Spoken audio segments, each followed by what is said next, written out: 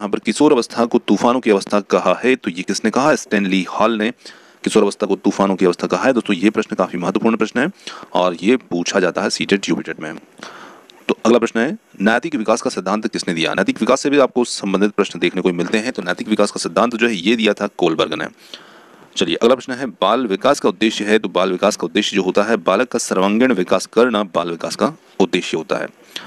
चलिए अगला प्रश्न है हमारा, मूल प्रवृत्ति का सिद्धांत किसने दिया है? तो मूल प्रवृत्ति के सिद्धांत को भी आपको क्वेश्चन देखने को मिलेगा, आप किसी वर्ष का पेपर उठा करके देख लेना, उसमें आपको ये सिद्धांत मिलता है। मूल प्रवृत्ति का सिद्धांत मैकडूगल ने दिया था।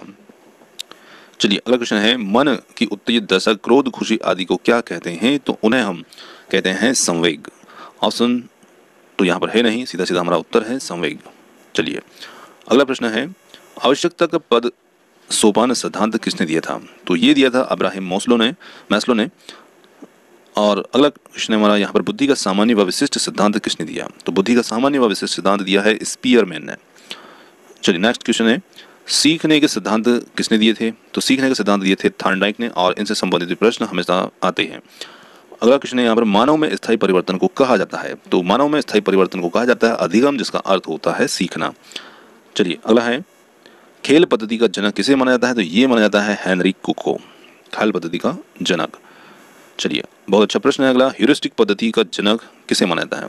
तो ह्यूरिस्टिक पद्धति का जनक माना जाता है आर्मस्ट्रांग को। और इसी प्रकार से प्रश्न है प्रोजेक्ट पद्धति। तो प्रोजेक्ट पद्धति जॉन डेवी इस पद्धति के जनक हैं, जॉन डेवी।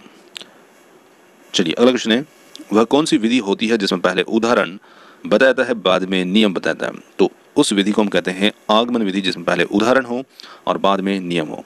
आगमन और निगमन विधि को आप अच्छे से तैयार करें और दोनों की परिभाषाएं अच्छे से समझ लें, क्योंकि इनसे संबंधित प्रश्न हमेशा आते रहते हैं।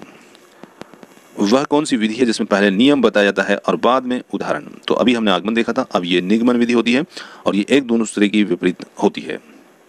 चलिए अगला प्रश्न है, देखो सुनो और समझो किस विधि पर आधारित है? तो ये आधारित है प्रदर्शन विधि पर। चलिए अगला है, देखो सुनो और बोलो किस विधि पर आधारित है? अभी हमने देखो सुनो और समझो, अब यहाँ पर है देखो सुनो और बोलो। तो बाल विकास के अंदर ऐसे थोड़े से डिफरेंट प्रश्न होते हैं जिनमें हम थोड़ा सा कंफ्यूज हो जाते हैं। तो देखो सुनो और बोलो ये आधारित है प्रयोगात्मक विधि पर। चलिए अगला है, किस विधि में शिक्षण सूत्र का प्रयोग होता है? तो सूत्र का प्रयोग होता है आगमन विधि में। करके सीखना अगला प्रश्न हमारा है, करके सीखना पर कौन सी विधि काम करती है? तो करके सीखने पर जो विधि काम करती है उसे हम कहते हैं प्रयोगशाला विधि। चलिए अगला क्वेश्चन है, किंडरगार्टन विधि जैसे LKG के जनक कौन है? तो फ्रोबेल जो है ये इस विधि के जनक है और ये विधि जो होती है खेल एवं करके सीखने पर आधारित होती है, छोटे बच्चों के लिए ये विधि होती है। अगला प्रश्न हमारा, मॉन्टेसरी शिक्षा प्रणाली के जनक कौन है? तो यहाँ पर प्रश्न आपको मॉन्टेसरी जो है डॉक्टर मरिया मॉन्टेसरी जो है यही इस प्रणाली के जनक हैं और यहाँ प्रश्न से ही आपको उत्तर मिल जाता है। और यह विधि इंद्रियों तथा ज्ञानेंद्रियों के प्रशिक्षण पर बल देती है। खेल पद्धति के जनक कौन है? तो ये प्रश्न रिपीट हुआ है, हेनरी क्रॉडवेल कुक। अगला प्रश्न हमारा, डाल्टन पद्धति के जनक कौन है? तो डाल्टन पद्धति जो है इसके जनक हैं कुमारी हेलन पार्कहर्स्ट। चलिए अगला है, बच्चों में आधारहीन आत्म चेतना अवस्था का संबंध और उसके विकास की किस अवस्था से संबंधित है? तो ये संबंधित होता है किशोर अवस्था से। अगला है, डिसलेक्सिया संबंधित होता है। डिसलेक्सिया जो है ये पढ़ने संबंधित विकार से संबंधित होता है और ये भी बहुत ही महत्वपूर्ण प्रश्न है। जो पढ़ने लिखने संबंधित विकार हैं उनको आप जरूर पढ़ें, क्योंकि इनसे हमेशा प्रश्न आते ही हैं, कभी लिखने से कभी पढ़ने से। अगला है, श्यामपट्ट को शिक्षण साधन सामग्री के किस समूह में अंतर्मुक्त किया जा सकता है? तो श्यामपट्ट को हम दृश्य साधन या दृश्य शिक्षण सामग्री के अंतर्गत जोड़ सकते हैं। अगला है, व्यक्तित्व एवं बुद्धि में वंशानुक्रम की रिक्त स्थान होती है। तो व्यक्तित्व में एवं बुद्धि में वंशानुक्रम की नाममात्र की भूमिका होती है। अगला है, श्यामपट्ट पर लिखते समय सबसे महत्वपूर्ण क्या है? तो सबसे महत्वपूर्ण होता है वहां पर अच्छी लिखावट। अगला है, बुद्धि का तरल मोज़ेक मॉडल किसने दिया? तो ये दिया था कैटल ने। अगला क्वेश्चन है, वाइगोत्स्की ने बालकों के विकास के लिए कौन सा सिद्धांत दिया? तो वाइगोत्स्की ने बालकों के संज्ञानात्मक विकास का सिद्धांत दिया था। अगला है, वाइगोत्स्की के संज्ञानात्मक विकास का सिद्धांत और किस नाम से जाना जाता है? देखिए यहाँ पर आपको टॉपिक क्वेश्चन मिलेंगे। अब यहाँ पर वाइगोत्स्की का जो संज्ञानात्मक विकास का सिद्धांत है उसे और किस नाम से जानते हैं, तो ये भी आपको ध्यान रखना है, उसे सामाजिक एवं सांस्कृतिक सिद्धांत के नाम से भी जाना जाता है। चलिए अगला है, संज्ञानात्मक विकास का सिद्धांत कितने विद्वानों ने दिया था, तो ये सिद्धांत 3 विद्वानों ने दिया है। तो ये ध्यान रखना है, जीन पियाजे ने भी इससे संबंधित बातें बताई हैं, ब्रूनर और वाइगोत्स्की। चलिए अगला है, वाइगोत्स्की के अनुसार बालकों का संज्ञानात्मक विकास किसके द्वारा संभव है, तो ये संभव हो सकता है अधिगम के द्वारा। अगला है, बालक का समाजीकरण कब प्रारंभ होता है, तो बालक का समाजीकरण जो है वो शेष अवस्था में 0 से 5 वर्ष के बीच में प्रारंभ हो जाता है। अगला है, समाजीकरण में बालक सबसे पहले किसको पहचानता है, तो समाजीकरण में बालक सबसे पहले अपनी माँ को पहचानता है। अगला है, बालक का समाजीकरण कब पूर्ण हो जाता है, तो बालक का समाजीकरण पूर्ण हो जाता है किशोर अवस्था में। बालक के गिरोह की अवस्था कौन सी कहलाती है, प्रश्न थोड़ा सा यहाँ पर लिखने में मिसप्रिंट हुआ है, तो अवस्था को आप अवस्था समझें कि बालक के गिरोह की अवस्था कौन सी कहलाती है। तो बालक के गिरोह की अवस्था जो होती है वो होती है बाल्यकाल अवस्था। तो बाल्यकाल अवस्था बालक के गिरोह की अवस्था कहलाती है। चलिए अगला है, बालक में नकारात्मक सोच कौन सी अवस्था में उत्पन्न हो जाती है, तो ये हो जाती है किशोर अवस्था में। तो किशोर अवस्था में नकारात्मक सोच उत्पन्न हो जाती है। अगला है, सामाजिक अधिगम का सिद्धांत किसने दिया, तो सामाजिक अधिगम का सिद्धांत है वो दिया है बैंडुरा और वाल्टर ने। चलिए अगला है, स्कीमा सिद्धांत के जनक कौन है, बहुत अच्छा प्रश्न है। स्कीमा सिद्धांत के जनक जीन पियाजे हैं। अगला है, कोहलर किस संप्रदाय के समर्थक थे, तो ये समर्थक थे संज्ञानवादी के। नेक्स्ट क्वेश्चन है, मनुष्य एक सामाजिक प्राणी है, यह किसने कहा था, तो ये कहा था अरस्तू ने। चलिए आगे है, जीन पियाजे ने संज्ञानात्मक विकास को ध्यान में रखते हुए बालक की कितनी अवस्थाएं बताई थी, तो जीन पियाजे ने 4 अवस्थाएं यहाँ पर बताई थी। आगे है, बालक में चिंतन का प्रारंभ किस अवस्था में होता है, तो बालक में चिंतन का प्रारंभ जो है वो 2 से 7 वर्ष की अवस्था में होने लग जाता है। अगला है, जीन पियाजे के अनुसार समायोजन की अवस्था किसे कहा है, तो जीन पियाजे के अनुसार समायोजन की अवस्था जो है वो कहा गया है संवेदी गत्यात्मक अवस्था या संवेदी गामक अवस्था को। आगे है, जीन पियाजे के अनुसार विकास की अवस्था किस अवस्था को मुख्य परिवर्तन बिंदु कहा है, तो ये कहा है ठोस संक्रियात्मक अवस्था। अगला है, गिलफोर्ड ने सृजनशील प्रक्रिया के कितने चरण बताए हैं, तो गिलफोर्ड ने सृजनशील प्रक्रिया के चरण बताए हैं वो 5 चरण हैं। वह कौन सी अवस्था है जब बच्चा तार्किक रूप से वस्तुओं एवं घटनाओं के विषय में चिंतन प्रारंभ करता है, तो वो अवस्था कहलाती है मूर्त संक्रियात्मक अवस्था 7 से 11 वर्ष। अगला है, वह कौन सी जगह है जहां बच्चे संज्ञानात्मक विकास को सबसे बेहतर तरीके से परिभाषित कर सकते हैं, तो वो जगह होती है विद्यालय एवं कक्षा। बच्चे दुनिया के बारे में अपनी समझ का सृजन करते हैं, इसका श्रेय किस विद्वान को जाता है, तो इनका श्रेय जाता है जीन पियाजे को। चलिए अगला क्वेश्चन है, शिशु अपने संसार के बारे में अधिकांश बातें खेल माध्यम से सीखता है, यह किस कथन ने कहा, किस विद्वान ने कहा, तो ये कथन जो है ये स्ट्रेग ने कहा है। आगे है, विकास कभी न समाप्त होने वाली प्रक्रिया है और यह विचार किससे संबंधित है, तो निश्चित ही विकास कभी न समाप्त होने वाली प्रक्रिया है, तो ये विचार निरंतरता के सिद्धांत से संबंधित है। बच्चे के बौद्धिक विकास की 4 विशिष्ट अवस्थाओं की पहचान किस विद्वान के द्वारा की गई थी, देखिए प्रश्न को बार बार थोड़ा चेंज करके पूछा जा रहा है, तो जीन पियाजे के द्वारा बौद्धिक विकास की 4 अवस्थाएं बताई गई है। आगे है, बच्चों के बौद्धिक विकास की 4 विशिष्ट अवस्थाओं की पहचान, ये हमारा क्वेश्चन रिपीट हो गया। अगला है, पर्यटन विधि का जनक कौन है, तो पर्यटन विधि का जनक है पैथोलॉजी के द्वारा ये विधि दी गई है। फिर यहाँ पर एक खोज एवं अनुसंधान ह्यूरिस्टिक विधि के जनक हैं आर्मस्ट्रांग। अगला है, अन्वेषण विधि के जनक, तो ये भी हैं आर्मस्ट्रांग, जिसे ह्यूरिस्टिक विधि भी कहते हैं। पढ़ाने की सबसे अच्छी विधि कौन सी होती है, तो वो विधि होती है प्रोजेक्ट विधि। चलिए अब प्रोजेक्ट विधि या परियोजना विधि जो होती है उसके जनक हैं किलपैट्रिक। अगला क्वेश्चन है, समूह शिक्षण के जनक सूक्ष्म शिक्षण माइक्रो टीचिंग के जनक कौन है, तो ये है रॉबर्ट बुश, इस सूक्ष्म शिक्षण के जनक। आगे है, इकाई उपागम के जनक कौन है, तो इसके जनक हैं मॉरिसन। जन्म के समय बालक में कितनी हड्डियां होती है, तो जन्म के समय बालक में 270 हड्डियां होती है।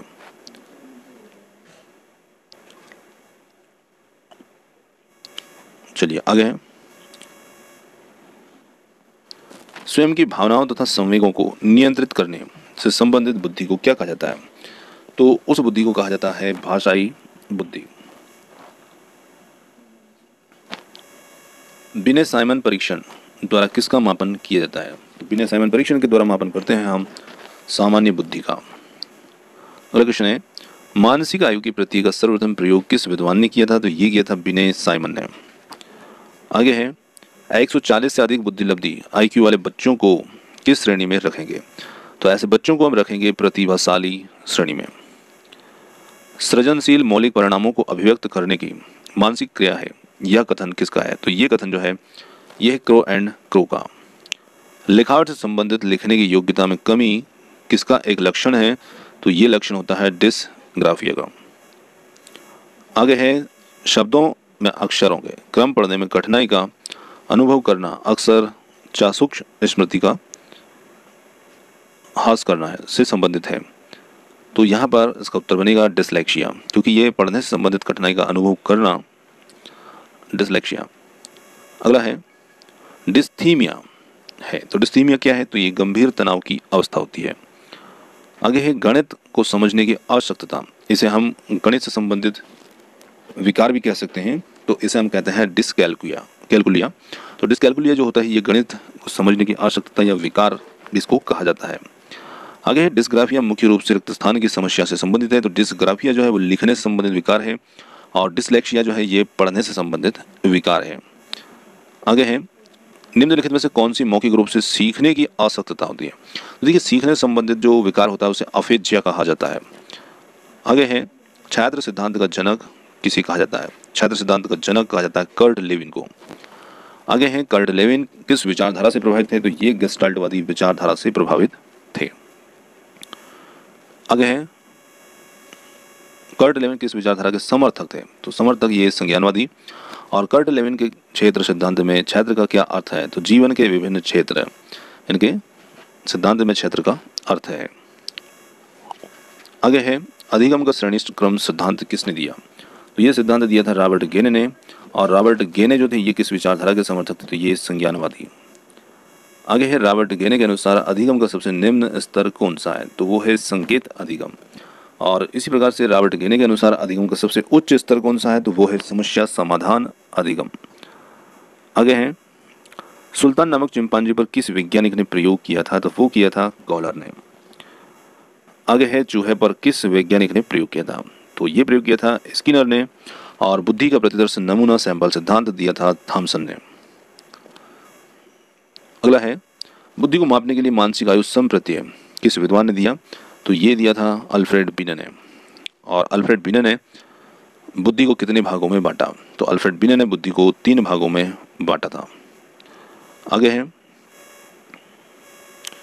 मंद बुद्धि, कुशाग्र बुद्धि और औसत बुद्धि। भाटिया परीक्षण किससे संबंधित है? तो भाटिया परीक्षण जो है संबंधित है बुद्धि को नापने से।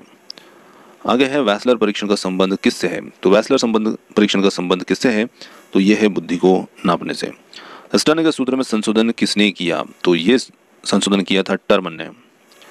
आगे है, बुद्धि को मापने के लिए पहली मनोवैज्ञानिक प्रयोगशाला कहाँ बनाई गई थी? तो ये बनाई गई थी जर्मनी में 1879 में। आगे है, बुद्धि का विचलन बुद्धि सिद्धांत किसने दिया? तो ये दिया था वैसलर महोदय ने और ये 1960 में दिया गया था। आगे है, अंधों के पढ़ने के लिए जो लिपि होती है ब्रेल लिपि, उसके जनक कौन है? तो उस लिपि के नाम पर ही लुई ब्रेल उसके जनक हैं। और फिर LKG UKG के जनक हैं फ्रोबेल। क्वेश्चन थोड़ा सा रिपीट हुआ है यहाँ पर। नर्सरी पद्धति के जनक हैं तो मरियम मॉन्टेसरी जो है ये नर्सरी पद्धति के जनक हैं। अगला बहुत ही महत्वपूर्ण प्रश्न है, भूल एवं प्रयत्न का सिद्धांत किसने दिया? तो ये सिद्धांत दिया था थॉर्नडाइक ने। आगे है, अनुकूलित अनुक्रिया या क्लासिकी अनुबंधक सिद्धांत किसने दिया? तो ये सिद्धांत दिया है पावलोव ने। आगे है, क्रिया प्रसूत अनुबंधन सिद्धांत किसने दिया? तो ये सिद्धांत दिया है स्किनर ने।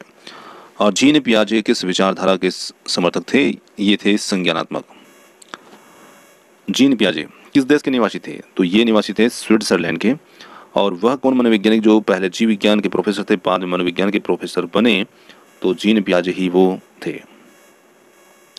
आगे है, बालक के व्यक्तित्व का सर्वांगीण विकास के लिए आवश्यक है कि उसके रिक्त स्थान की जानकारी शिक्षक को हो, तो उसके व्यवहार की जानकारी।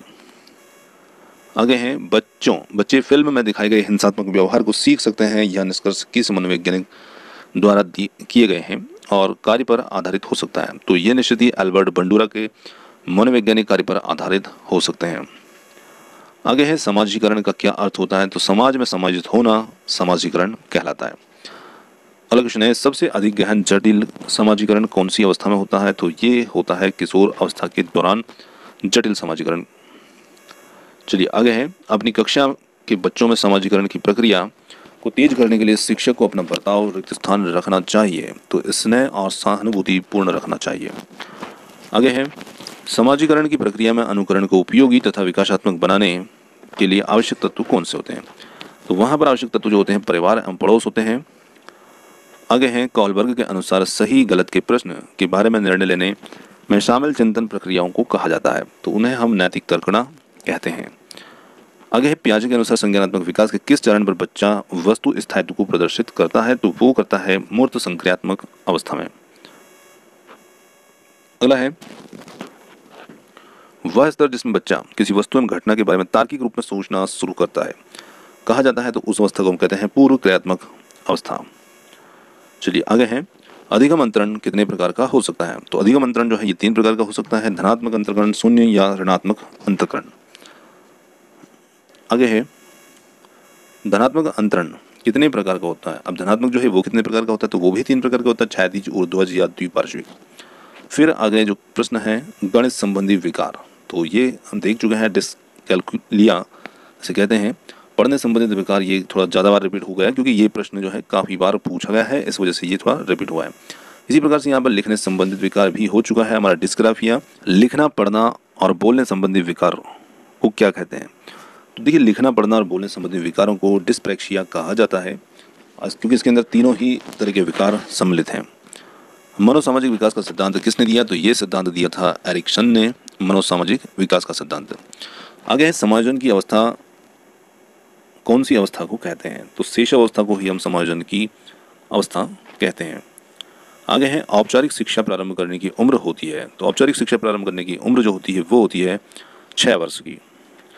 औपचारिक शिक्षा किससे कहते हैं, तो जो स्कूलों में दी जाने वाली शिक्षा या संस्थानों में दी जाने वाली शिक्षा होती है उसे हम औपचारिक शिक्षा कहते हैं।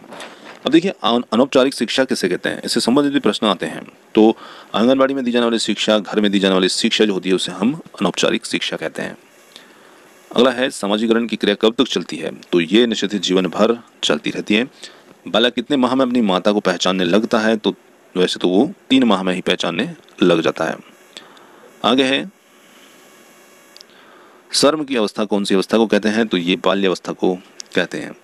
आपस में झगड़े की भावना की कौन सी अवस्था होती है, तो निश्चित ही वो भी बाल्य अवस्था होती है। आगे है, किस अवस्था में बच्चे अपने समकक्षी वर्ग के सक्रिय सदस्य बनते हैं, तो अपनी समकक्षी वर्ग के सक्रिय सदस्य बनते हैं ये किशोर अवस्था में। और खिलौनों की आयु किस अवस्था को कहा जाता है, तो पूर्व बाल्यकाल को खिलौनों की अवस्था कहा जाता है। जिन इच्छाओं की पूर्ति नहीं होती उनका भंडारण ग्रह कौन सा होता है, तो निश्चित ही वहाँ पर इदम उनका भंडारण ग्रह होता है। इदम, अहम और पराहम ये 3 अवस्थाएं बताई गई हैं। आगे है, प्रयोजनवाद ने किसे जन्म दिया, तो प्रयोजनवाद ने किसे जन्म दिया, तो ये दिया प्रोजेक्ट विधि को। आगे है, ईर्ष्या भावना की कौन सी अवस्था में पैदा होती है, तो ये बाल्य अवस्था के अंदर पैदा होती है। आगे है, बालक मानव ध्वनि व अन्य ध्वनि में अंतर करना कब सीख जाता है, तो वो 1 माह में सीख जाता है। आगे है, अंतर्मुखी व बहिर्मुखी में से सामाजिक विकास किसका अधिक होता है, तो अंतर्मुखी और बहिर्मुखी में सामाजिक विकास जो होता है वो बहिर्मुखी का होता है। आगे है, एरिक्सन ने अपने मनोसामाजिक सिद्धांत में जीवन काल को कितनी अवस्थाओं में बांटा है, तो एरिक्सन ने इसे बांटा है 8 अवस्थाओं में। आगे है, विश्व में पहली बार मनोविज्ञान की प्रयोगशाला कब और किसने और कहाँ स्थापित की थी, तो विलियम वुंट ने 1879 में और जर्मनी में की थी। शिक्षा में प्रयोजनवाद की विचारधारा का प्रवर्तक कौन था, तो ये थे विलियम जेम्स। आगे है, बच्चों के लिए सबसे उत्तम शिक्षक वह है जो स्वयं बालक जैसा हो, यह कथन किसका है, तो ये कथन है मैनकेन का कथन है। आगे, सामाजिक समायोजन का कठिन काल किसे कहा जाता है, तो पूर्व किशोर अवस्था को जो लड़कियों एवं लड़का दोनों के संदर्भ में होती है। आगे है, छात्रों का विश्वास प्राप्त करने हेतु शिक्षक को उनके साथ कैसा व्यवहार करना चाहिए, तो उन्हें मित्र जैसा व्यवहार करना चाहिए। आगे है, प्रतिस्थापन का सिद्धांत किस मनोवैज्ञानिक ने दिया, तो ये दिया था गुथरी ने। आगे है स्व सिद्धांत किसने दिया? तो स्व सिद्धांत दिया था कार्ल रोजर ने। आवश्यकता का पद सोपान सिद्धांत किसने दिया? तो ये दिया था अब्राहम मोस्लो ने। और अधिगम का अर्थ होता है सीखना। अधिगम से क्या तात्पर्य होता है? मानव के अंदर होने वाला स्थायी परिवर्तन, और उसी परिवर्तन को हम सीखना कहते हैं। अधिगम पूर्ण कब होगा? तो अधिगम पूर्ण होगा मानव व्यवहार में स्थायी परिवर्तन जब हो जाए। संज्ञान किसे कहते हैं? तो संज्ञान किसी ज्ञान को ग्रहण करना ही संज्ञान कहलाता है। आगे है व्यवहारवादी मनोविज्ञान के जनक कौन हैं? तो इसके जनक हैं वाटसन। और मनोविज्ञान के जनक कौन हैं? तो मनोविज्ञान के जनक हैं सिगमंड फ्रायड। आगे है मनोविश्लेषणात्मक मनोविज्ञान के जनक। तो इसके जनक भी सिगमंड फ्रायड हैं। और बुद्धि के परिणामों के आधार पर सामान्य संभावना वक्र किसने प्रस्तुत किया था? तो ये वक्र प्रस्तुत किया था टर्मन ने। आगे है प्रगतिशील शिक्षा के जनक कौन है? बहुत अच्छा प्रश्न है। जॉन डेवी इसके जनक हैं। आगे हैं प्रोजेक्ट विधि के जनक कौन है? तो इसके जनक है किलपैट्रिक और जॉन डेवी। आगे है प्रगतिशील शिक्षा किस पर अधिक बल देती है? तो ये बल देती है प्रोजेक्ट विधि से पढ़ाने पर अधिक बल देती है। आगे हैं बालकों के नैतिक विकास के जनक कौन है? तो नैतिक विकास के जनक है कोलबर्ग। और कोलबर्ग ने नैतिक विकास को कितने चरणों में बांटा है? तो इन्हें 3 चरणों में बांटा है। पूर्व रूढ़िगत नैतिकता का स्तर जिसे 4 से 10 वर्ष, रूढ़िगत नैतिकता का स्तर 10 से 13 वर्ष, और उत्तर रूढ़िगत नैतिकता का स्तर 13 वर्ष से अधिक। तो दोस्तों यहाँ पर कुछ क्वेश्चन जो है रिपीट हो गए थे, इसलिए हमने कुछ क्वेश्चन और भी इसमें ऐड कर लिए हैं। समीपस्थो विकास का सिद्धांत ZPD किसने दिया? तो ये दिया था वाइगोत्स्की ने। वाइगोत्स्की जो थे ये कहाँ के निवासी थे? तो ये निवासी थे रूस के। और सामान्यतः बुद्धि कितने प्रकार की होती है? तो बुद्धि 3 प्रकार की होती है, अमूर्त, मूर्त और सामाजिक। यांत्रिक बुद्धि या स्थूल बुद्धि किसे कहा जाता है? तो जो मूर्त बुद्धि होती है उसी को कहा जाता है स्थूल बुद्धि। आगे है बालक के समाजीकरण की पहली पाठशाला कौन सी होती है? तो पहली पाठशाला उसकी घर परिवार होता है, दूसरी पाठशाला खेल का मैदान, और तीसरी पाठशाला उसका स्कूल होता है। चलिए दोस्तों यहाँ पर आज के हमारे जो प्रश्न थे ये समाप्त होते हैं। प्रश्न आपको कैसे लगे कमेंट्स करके जरूर बताइएगा। वीडियो पसंद आता तो वीडियो को लाइक, शेयर और चैनल को सब्सक्राइब करना ना भूलिएगा। आप हमारे साथ समय तक बने रहे उसके लिए बहुत बहुत धन्यवाद। थैंक यू सो मच, और मिलते हैं जल्दी ही।